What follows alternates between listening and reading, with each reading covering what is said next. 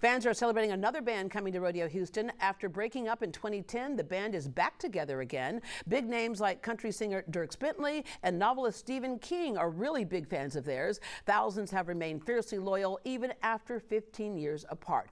Cross Canadian Ragweed recently reunited with 4 sold-out shows at Oklahoma State University, playing for more than 180,000 fans. Now, Monday, March 16th, they're on the headlining stage at Rodeo Houston. I spoke with lead singer Cody Canada, who explained how he found his tribe of red dirt musicians, the joys he found during the long hiatus, and how they came up with their name. Cross Canadian Ragweed is the band that smells like country and tastes like rock and roll. You keep on running, boy. You run yourself in the ground. You're always 17 in your hometown. Cody, there are so many great lessons to learn from just kind of your life story, whether it was in music and even way before then. You had to cowboy up early in life. Your parents divorced early, and that's something millions of kids have to deal with, but you had some other hardships you had to get over. Growing up in a broken home is a little rough. It hit me about 12 or 13, but so did Pearl Jam and Nirvana and all the angsty people, so it really just kind of fueled my fire.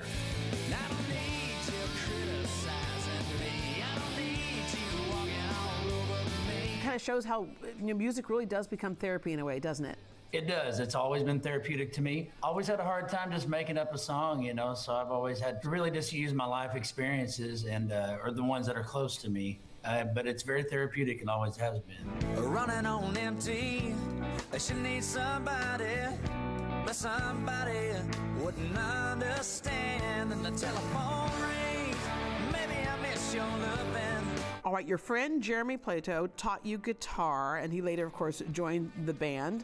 But you learned heavy metal riffs. But around 16, you got much more serious about music. What changed? I grew up in Yukon, Oklahoma. It was all country music in a direction that I wasn't ready to follow. Jeremy and I set out towards Stillwater, Oklahoma, where we found this folk movement called the red dirt music scene, because the lyrics are as pure as the dirt is red, is what I was always told. So we went up there searching for just our people, and we found a whole bunch of them. I was born in Oklahoma City, so I'm familiar with red dirt, but in Texas, I'm really familiar with ragweed as well. The kind of ragweed we don't like. What goes into a name? Cross Canadian Ragweed. How did you all come up with that? Grady Cross is a rhythm player. My last name's Canada. Real last name, not an entertainment name. And Randy Ragsdale on drums. We always called him Randy Ragweed, that was always just a joke when we were kids, and it landed on Cross Canadian Ragweed. And there you go. All right, when it comes to finding success, in 1998, your first album, Carney, was released, but then by 2002, you had signed major label deals.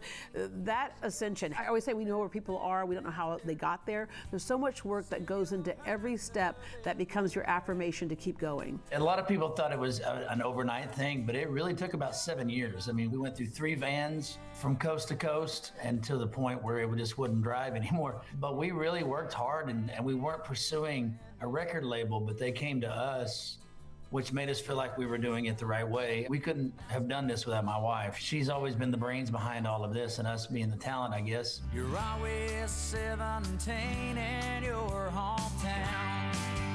Once Universal came to us, another record label came to us, and we thought we're onto something. People are interested. Obviously it was selling tickets and selling out honky-tonks and venues, so somebody else wanted a piece of that action.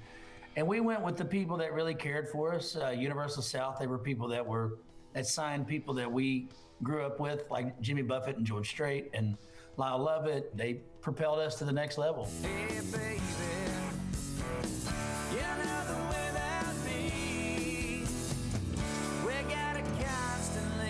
That red dirt music, it was important for you to stay true to who you were, as opposed to a company that might want you to be molded more into that, kind of more universal country.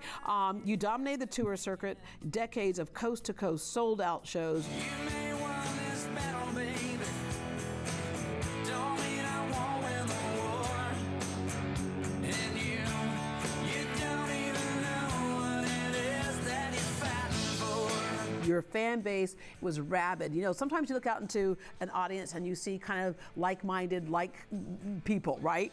When you look out to your audience, there's the rockers, there's the cowboys, there's the hippies, there's the executives, there's the college kids. Exactly how I live my life. Everybody is somebody. The only thing that we don't accept is rude people that have a different agenda. We want everybody to enjoy themselves, no matter where you're from, no matter what color you are, no matter what side you're on. We just want people to show up for 2 hours and just forget the world and have a good time. With such great success, a lot of people were just devastated when the band decided to call it quits. What went behind that? And as we would later know, it wasn't really quits, but more of needing a break. We didn't want to say we were calling it quits because, I mean, that was permanent, and I'm glad that we called it a hiatus. We all had children the same age, and now those kids are 21 and 18 or 19 years old. And with the 16-year gap, you know, we all raised our kids and grew up a bit, became more aware of what we're put here for. The great thing is that you took that time with your kids. You helped your kids with their music as well. But you were solo, Cody Canada and The Departed. And then someone had asked you at one point, do you think y'all, this is the question they always ask you if you're stuck by the punch bowl at a cocktail party, right? Do you think you'll ever get back together again? And you were quoted as saying, getting back together will never happen. But you realize the magic was still there. You realize how much your fans appreciated you all when you were on stage singing and the crowd sang Ragweed songs back to you.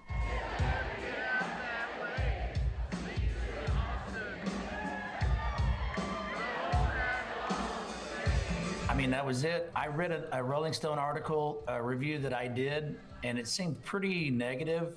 And I don't know if it was just my mood that day. But when I read it, I looked back on it and I thought, that is not something I want my legacy to be.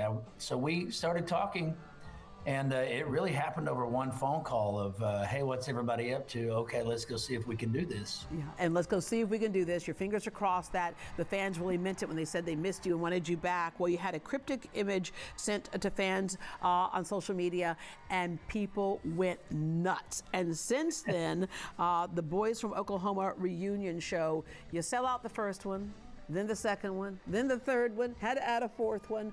That gave you your answer. That was the answer. I really honestly thought that we would sell 10,000 tickets, less than half of that stadium. And by the time I got back from the gym, my wife and our booking agent already sold the second night out. Oklahoma State welcomes Cross Canadian Ragweed. Just tonight, you said maybe I miss your loving. You said maybe I miss your kiss just a little bit.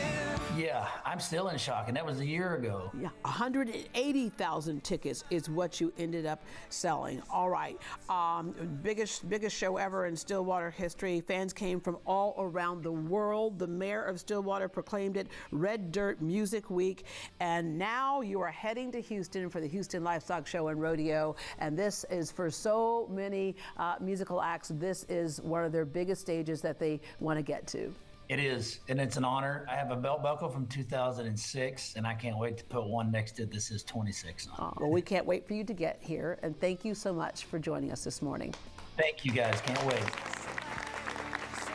Again, Cross Canadian Ragweed comes back to the Rodeo Houston main stage on Monday, March 16th. For the full schedule of performances and attractions at the Houston Livestock Show and Rodeo, head to RodeoHouston.com.